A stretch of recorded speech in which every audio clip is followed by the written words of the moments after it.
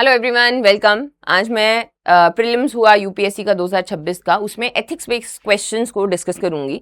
ये public policy के ऊपर थे बेसिकली, जो कि हम लोग पहले देखते थे कि इंटरव्यू में पूछे जाते हैं या फिर हमारा मेंस में पेपर होता है उसमें पूछे जाते हैं, प्रीलिम्स में नहीं था।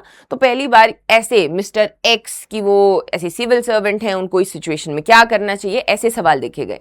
अब जो आने वाले सालों में पेपर देने वाले हैं उनको समझना पड़ेगा कि एक मापदंड जो है वो सेट किया गया है कि पब्लिक एडमिनिस्ट्रेशन के जो एक रूल्स हैं वो क्या कहते हैं, उसके हिसाब से तो थोड़ा सा इसमें हमें ध्यान देना पड़ेगा जो आने वाले पेपर देने वाले हैं वो भी। At the same time again question इतने टफ नहीं थे, अगर एलिमिनेट किया जाता तो आराम से हो रहे थे। तो अगेन मुझे नहीं लगे पर्सनली, अगर आपको लगे तो मुझे बताना है, देन हम इस तरीके के और क्वेश्चंस जो हैं वो बना सकते हैं। और ऐसी केस स्टडीज इनफैक्ट जब मॉक इंटरव्यूज होते हैं हम उसमें भी पूछते हैं। तो हम लोग ये क्या बताता है एक स्टूडेंट के बारे में कि डिसीजन मेकिंग कैसी है उनकी, सिचुएशंस में वो कैसा काम करेंगे। बट अगेन प्रीलिम्स में गर्मी में बैठे हुए और अपना सब कुछ प्रीलिम्स वाला याद करते हुए मुश्किल हो जाता है सारी चीज़ों को ध्यान में रखना। सो अंडर प्रेशर जो है चीज़ें वो डेफिनेटली डिफरेंट होती हैं कि इतना बड़ा क्वेश्चन पढ़ना जो है वो अपने आप में पहले काम हो जाता है।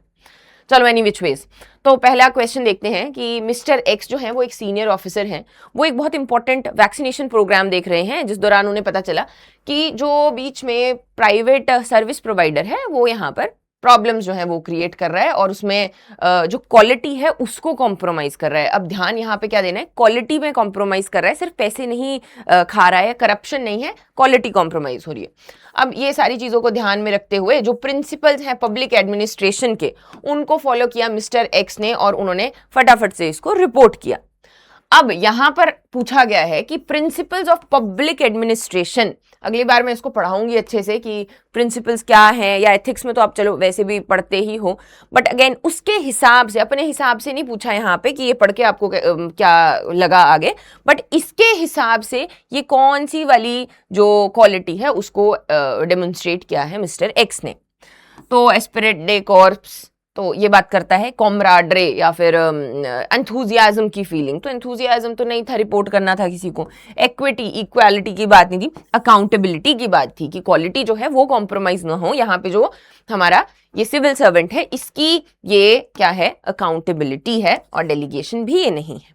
ठीक है, so correct answer was accountability. अगला क्वेश्चन है कि एक मल्टी एथनिक डिस्ट्रिक्ट है जिसमें ट्राइब्स भी रहती हैं और अर्बन एरियाज भी हैं।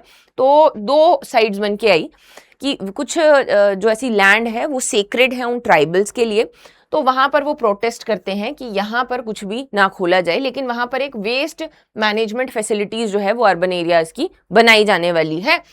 तो कि डिस्पोजेबल साइड जो है उसके कुछ चैलेंजेस हैं, उसके ऊपर बात की गई। तो कि इसमें जो गवर्नमेंट ऑफिशियल है आपको ये रिजॉल्व करना है, तो आप इसको कैसे रिजॉल्व करेंगे। अगेन मुझे नहीं लगा कि ये बहुत ज्यादा ऐसे टफ था।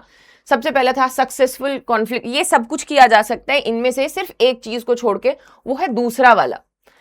तो पहला जो है वो बात करता है कि कैसे हम लोग जो भी एक्नॉलेज कर सकते हैं सबको, सबसे पहले कि ट्राइबल्स भी हैं, अर्बन्स भी हैं, और उसके बाद जो भी ऑल्टरनेटिव्स हैं उनको डिस्कस किया जा सकता है कि कोई और साइट है, ये तो सेक्रेड है इनके लिए।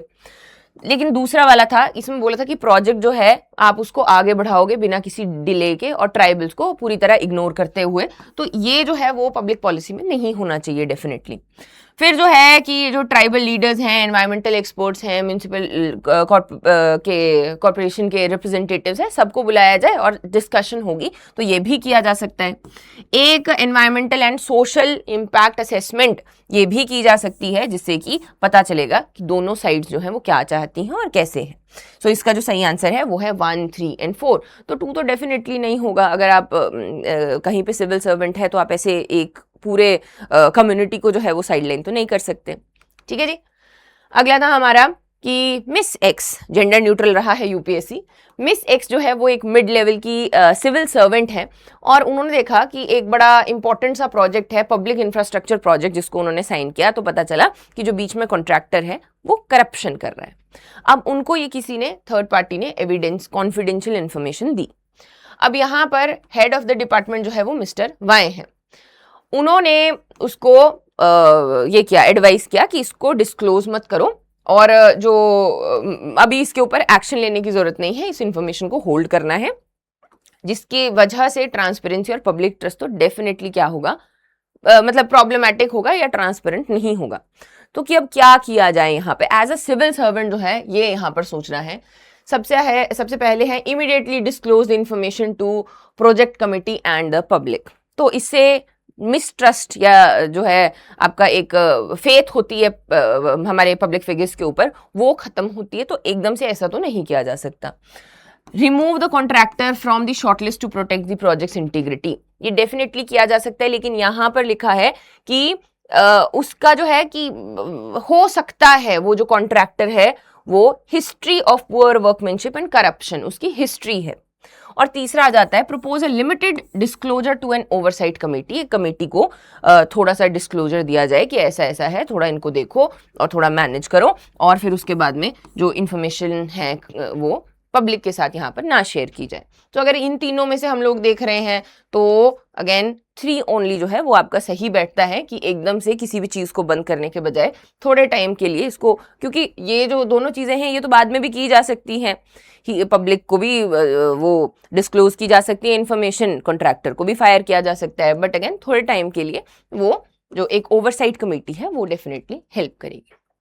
फिर था हमारा लास्ट क्वेश्चन, ये तो काइंड ऑफ पॉलिटी में ही आया, बट अगेन इसको फॉर्म में दिया गया इस तरीके से कि एक एक्स है, एक्स ने बोला कि लॉ जो है आर्टिकल 13 में पार्ट 3, ये है हमारा पार्ट 3, पार्ट 3 में बोला, ये बोलता है कि कॉन्स्टिट्यूशन जो है वो बहुत ज्यादा कॉम्प्रिहेंसिव है, इसमें ordinances, orders, rules and regulation है। तो जो वाई है उसने बोला कि हाँ ये है इंक्लूडेड, बोला ये तो है लेकिन इसके साथ में कस्टम्स और यूजेज भी है of the territory of India in by the force of law. तो उस पे एक्स जो है वो कन्विंस्ड नहीं है। अब ये पॉलिटी का क्वेश्चन है, या तो ये आपको आता है या तो आपको नहीं आता। अगर आपने अच्छे से आर्टिकल 13(3) पढ़ा हुआ था तो आपको ऑलरेडी ये पता था। यहाँ पे जो वाई है वो बिल्कुल सही है। बिल्कुल सही कैसे है?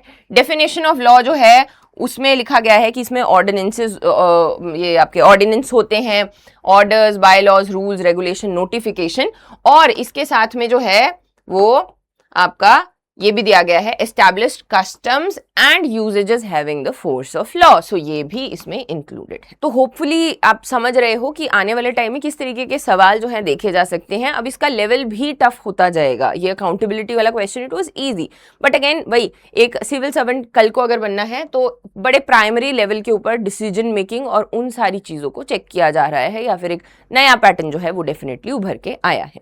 But these are doable questions. ये कल को भी आते हैं तो आप अच्छे से थोड़ा सा पढ़ के इसको बहुत अच्छे से कर सकते हो, रादर देन अगर हम आर्ट एंड कल्चर के या कुछ और क्वेश्चन देखते हैं, दे वर कंपैरेटिवली वेरी टफ। ठीक है जी। और कुछ आपके सवाल रहेंगे तो आप कमेंट बॉक्स में डाल सकते हैं।